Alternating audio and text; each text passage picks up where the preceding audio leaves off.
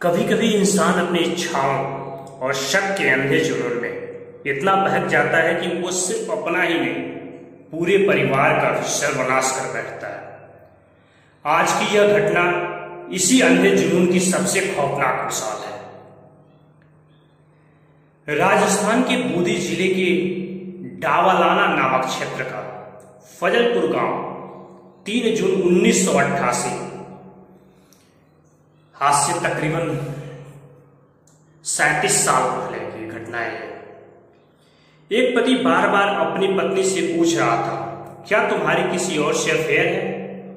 पत्नी बार बार इनकार करती रही, लेकिन जब बार बार दबाव बढ़ा तो आखिरकार उसने मान लिया और कहा, हाँ, गांव का ही भोजना गुज्जर है, उससे मेरे रिश्ते हैं। बस यही वो लम्हा था जिसने एक पति के दिल दिमाग में तूफान मचा दिया। रात तो जैसे तैसे बीत गई, लेकिन सुबह होते ही उसका जुनून पागलपन में बदल गया। हाथ में 36 इंच की तलवार उठाई और उसी तलवार से अपनी पत्नी की गर्दन अलग कर दी।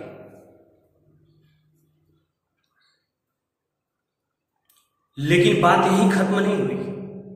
उसके मासूम बच्चों ने सब कुछ अपनी आंखों से देखा और वो पागल पति उस खून से सनी तलवार से एक एक करके अपने 3 बेटों और 2 बेटियों को भी मौत के घाट उतार दिया। उसकी तलवार से कोई नहीं बच पाया, यहां तक कि 4 साल की मासूम बच्ची भी। 6 कत्ल करने के बाद वह सीधे थाने पहुंचा और खुद पुलिस को बताया, मैंने अपने परिवार के 6 सदस्यों की हत्या कर दी है। अब देखिए, सोचिए, मतलब क्या इसकी मानसिकता थी, कितनी, मतलब एक तो खुद ही मतलब इस प्रकार प्रेम दिखा के सारी चीजें पूछता है और उसने सच बता दिया तो चलो उसका क्या, उसको भी मार दिया, इसके साथ साथ सारे लोगों को। सोचिए, मतलब एक छोटी सी बच्ची, 4 साल की बच्ची तक को नहीं बख्शता है। अरे तुम्हारा ठीक है, जो भी चीजें थी, तुम्हारा ये चीज तुम्हें भ्रम में था, उसका ये रिश्ता था, एटलीस्ट वो बच्चे तो तुम्हें पापा कहते थे। मैं मानता हूं कि वो तुम्हारी बीवी वफादार नहीं थी, वो किसी और के साथ रिश्ते में थी, लेकिन वो जो बच्चे तुम्हें दिन रात पापा कहते थे वो तो तुम्हारे बच्चे थे। किसी के भी उससे पैदा हुए हों, लेकिन वो जन्म लेते ये जब सीखे, वो सिर्फ यही जानते थे कि वो उनके जो पिता है वो ये है। लेकिन क्या ही कहे, जब आदमी मतलब एकदम टूट जाता है, उसको समझ में नहीं आता है कि हम कर क्या रहे हैं। मतलब सीधे एक ही दिन में 6 कत्ल, ये कहाँ का? उसके बाद जाके तुम सड़ रहे हो, ये कहाँ की समझदारी थी? फिर वही चीजें, ये तो सीधे सीधे पहुंच जाता है पुलिस स्टेशन, फिर आता है कोर्ट की कहानी। मामला जब अदालत में पहुंचा, गवाहों ने बयान दिया, बचाव पक्ष ने दलीलें दी, लेकिन अदालत ने साफ कह दिया, इस इंसान को जीने का कोई हक नहीं। इसे तब तक फांसी पर लटकाया जाए जब तक इसके प्राण न निकल जाए।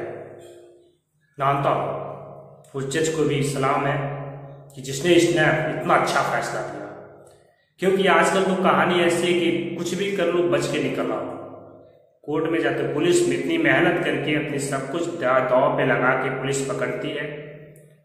पुलिस को तो एक क्या बोलते हैं, हथियार देके उसको एक तरफ से इस चीज को अन्यथा नहीं लेगी पुलिस विभाग भी, कि पुलिस को हथियार देके भी पुलिस को नामर्द बना दिया जाता है, क्योंकि उसको हथियार तो दिया है लेकिन चलाने की अनुमति नहीं है।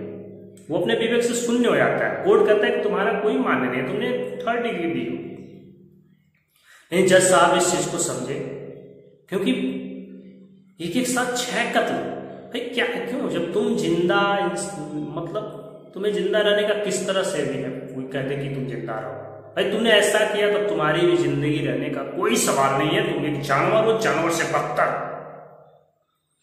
तुम्हारी भी वही पोजीशन होनी चाहिए। और इस जज ने बहुत अच्छा काम किया, जज साहब ने। कि उसको ये बोला गया कि इसको फांसी पे तब तक लटकाया जाए जब तक इसके प्राण न निकल जाए। 1 मई 1989 को सेशन कोर्ट ने फांसी की सजा सुनाई। हाई कोर्ट ने 1990 में फैसले को बरकरार रखा, अच्छा लगा। और आखिरकार 1994 में सुप्रीम कोर्ट ने भी यही कहा कि इसकी जगह सिर्फ फांसी का फंदा है। ये आप जितनी कहानियां सुने हुए इसमें एक सबसे अच्छी चीज हुई है कि इस व्यक्ति को वो सजा, जिसका ये हकदार था, इसको सजा मिली। अरे इसको नहीं रहा छोड़ देता, बच्चों को नहीं पालना, बच्चों को भी नहीं पालता, छोड़ देता, लेकिन हत्या करने का अधिकार तुम्हारा बिल्कुल नहीं था। और लास्ट में वही जयपुर सेंट्रल जेल में उसे फांसी के फंदे पे चढ़ा दिया गया। दोस्तों, शक, अविश्वास और वासना का अंधा जुनून जब हद से आगे बढ़ जाता है तो नतीजा सिर्फ और सिर्फ बर्बादी होता है। यह घटना इसका खौफनाक सबूत है। दोस्तों, चलते चलते यही कहना चाहूंगा, अगर आपको यह सच्ची घटना सोचने पे मजबूर करती है तो वीडियो को लाइक करें और शेयर करें, और साथ ही साथ और हाँ, ऐसे ही और खौफनाक सच्ची घटनाओं को सुनने के लिए हमारे चैनल वासना का अंधा जुनून को सब्सक्राइब करना मत भूलिएगा। मिलते हैं अगली कहानी में, तब तक अपना ख्याल रखिए। जय हिंद, जय भारत।